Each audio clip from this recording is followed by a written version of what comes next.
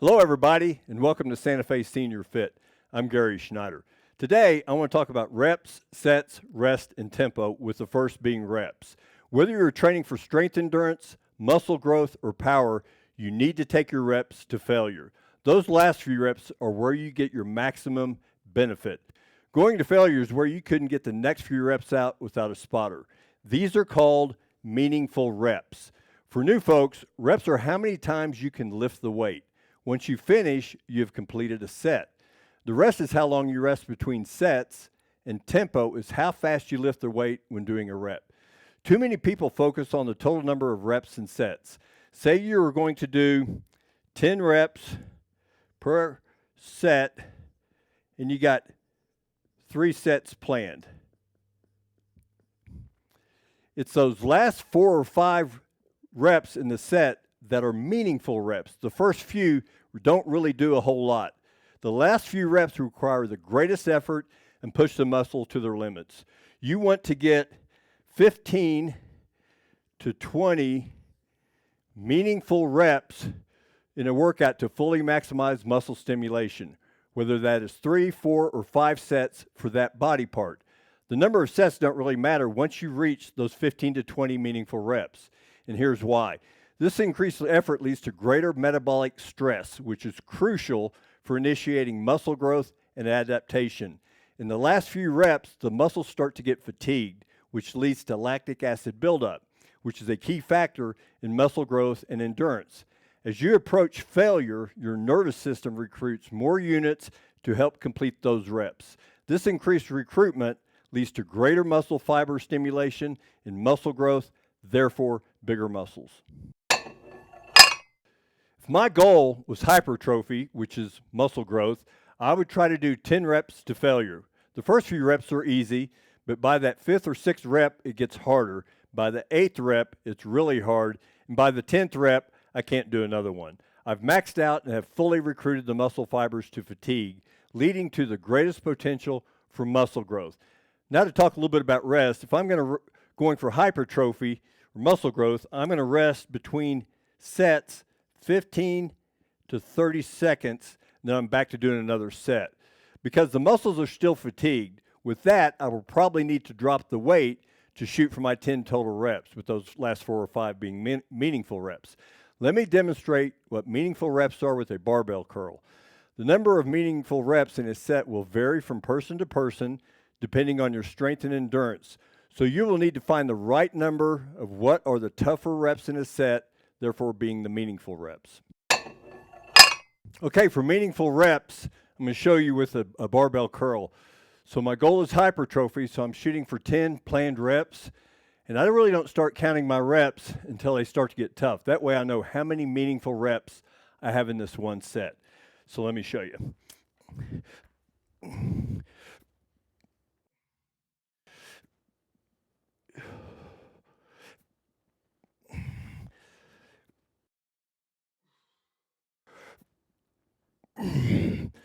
Okay, starting to get hard. 1, 2, 3, 4. Okay, I can't do the 5th one. So I got 4 meaningful reps in that particular set. So with resting 15 to 30 seconds, I'll have another barbell, maybe a little bit lesser weight, or I could continue with these, but I'd probably only get 3 meaningful reps. So now I have to do more sets. Okay, I'm going to do that same exercise, but this time I'm only going to do the first 5 reps to kind of prove a point. So I've had the barbell curl, 1, 2, 3, 4, 5. Then I stop there. I'm not really fatiguing the muscles. And if I rested for 2 minutes and then did the same sets, you can see those first 5 reps are really kind of meaningless. They're to get you to those meaningful reps. So you really want to focus on those last few reps, whether it's strength, endurance, or muscle growth. As I mentioned earlier, when I do a workout, I don't start counting the reps until the tough ones. That's what I'm focused on, those meaningful reps. Since I can get 4 or 5 meaningful reps in each set, I only need to do 4 or 5 total sets per body part in a workout. You don't need to do 7, 8, 9, or even 10, which I've seen some people do. I'll perform 3 sets of one exercise and then 2 sets of another exercise. So really just 2 exercises for one body part. Or I might do 1 set per exercise, that being 4 or 5 different exercises, but I'm only doing 1 set. So that's still giving me that 15 to 20 meaningful reps. And since I train each body part twice in a week, I'll switch up the exercises to target different parts of the muscle group for that same body part.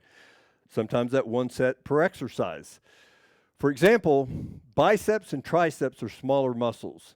The biceps, bi being 2, has 2 muscles, the brachii, short and long head, and the brachialis. The triceps, tri being 3, has the long head, the medial head, and the lateral head.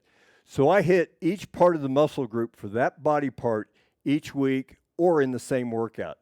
It's good to know the main muscles in a target muscle group so you know how to fully maximize growth, endurance, or power for that muscle group.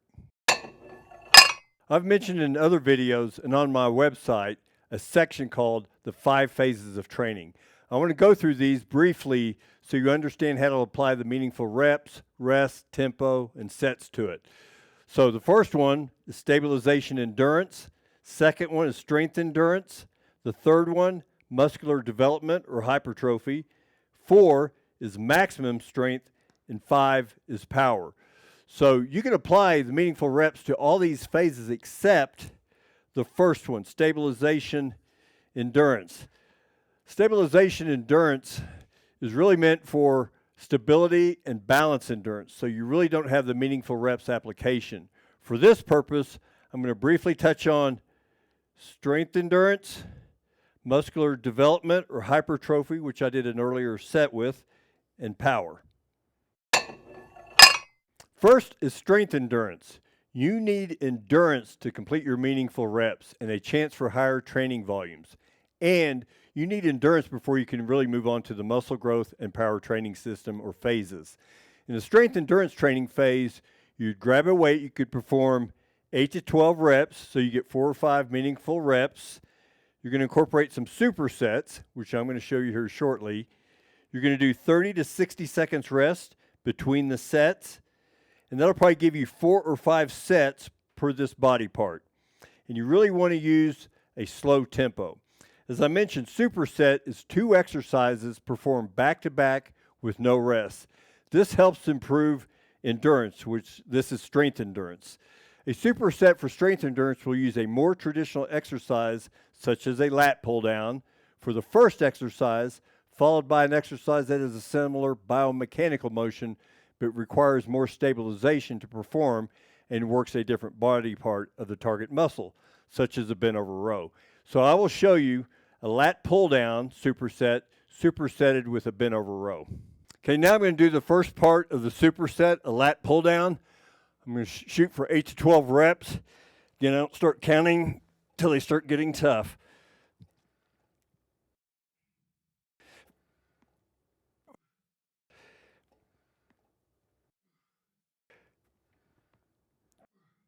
Okay. 2, 3, 4, 5. Okay, now I'm going to go over to the second part of the superset, which is a bent over row. Got some more instability. It's a good second superset.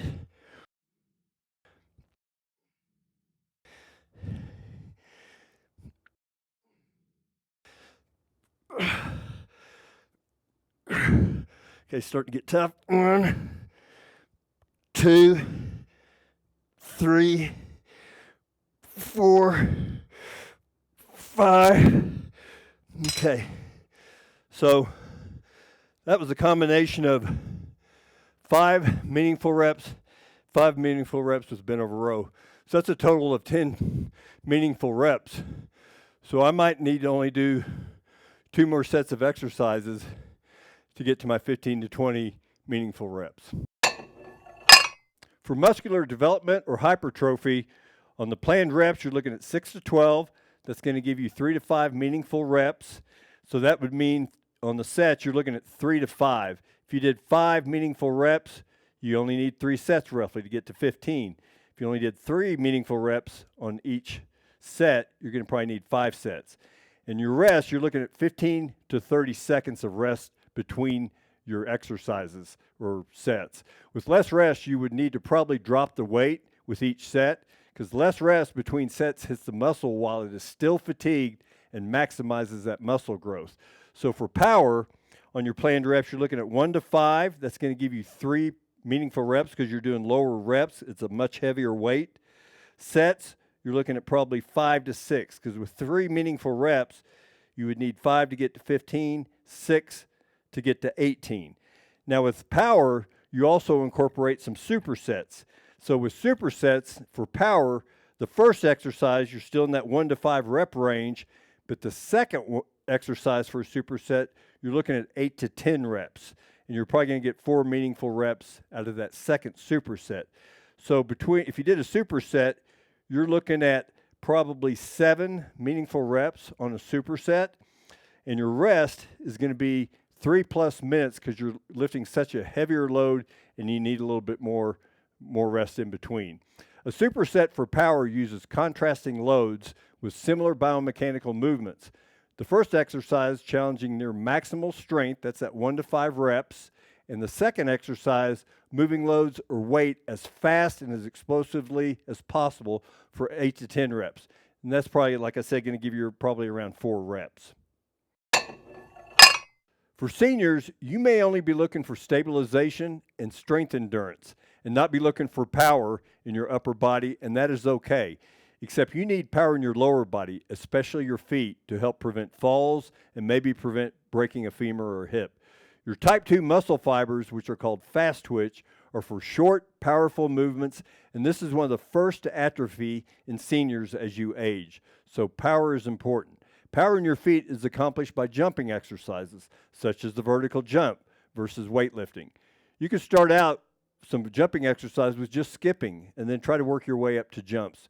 But at least try to incorporate jumping exercises to strengthen your feet. Balance exercises are good too, but they don't build power in your feet. If you do jumping exercises, which are called plyometric exercises, they should be done until just before failure, even a few reps before. Otherwise, they start to become strength and endurance exercises, and that's not what plyometric exercises are meant for. For weightlifting, you would go to failure. Last, as a senior, I want to talk about how often should I perform these meaningful reps routine and also tempo. First, tempo. How fast am I doing a rep? Too often people go too fast doing a rep. You want to go at a moderate tempo for the concentric portion or lifting portion and slow on the eccentric portion or lowering portion. That would look like 1 second for the concentric portion of the movement, lifting a barbell for example, and roughly 3 seconds for the eccentric portion or lowering portion of the barbell. The reason for this is time under tension, which increases muscle activation and helps with proper form. There are times you use a faster tempo, such as for maximum strength and power, but not for muscular development or endurance. For seniors, I would not perform this 15 to 20 meaningful reps routine every single workout. Mix it up every 5th workout so. On some of these workouts, perform higher reps with less intensity and not going to 100% failure. Go to the point where you could have done maybe a few more reps. To maximize strength, endurance, muscle growth, and or power, look to get 15 to 20 meaningful reps in for each body part, which is about 4 or 5 effective reps per set if you're doing 10 to 12 total reps. You will need to play with this training system to see where your meaningful reps are. You may have to increase or decrease your weight with the next set to find out. And remember to use a slower tempo when doing a rep. I'm also available for personal training, which you can book on my website at santafeseniorfit.com. I'm also on YouTube at YouTube/@SantaFeSeniorFit. And remember to check out my blog, Santa Fe Fit. Hope you have a great day and God bless.